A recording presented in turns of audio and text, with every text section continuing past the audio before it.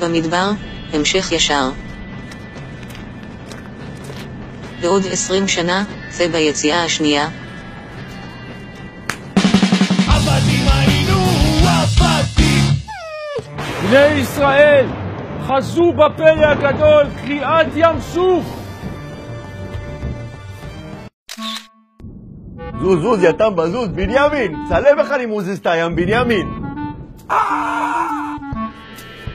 יוסף, והאחים שלך בחרו להגלות אותך מהבית. אני? מוגלה?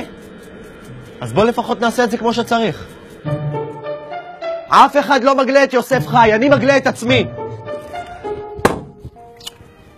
תו פרעה, בהמשך לשיחתנו, מצרף את המכות שאביא עליך אם לא תשלח את עמי.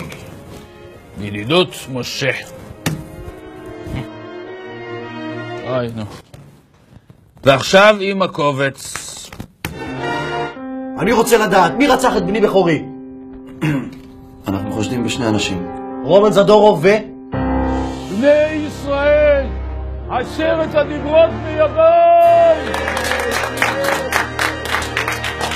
אני שולח לכם אותם בוואטסאפ.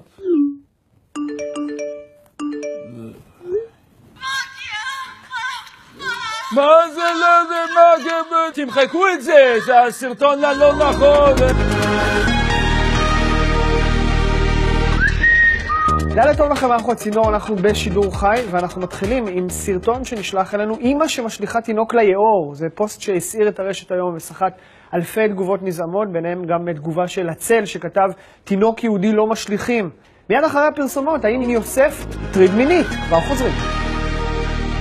אז אתה לא משלח את עמי, אז אני אביא עליך את המכה הראשונה! מכת דם משודרת בחסות תחבושות כורך אולטרה. כי אם כורך אולטרה, דם זו לא מכה. אם כן, אני נמצאת כאן עם המנהיג של עם ישראל, משה.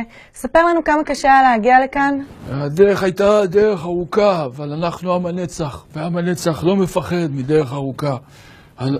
איפה משדרים את זה בדיוק? סליחה שאני מפריע.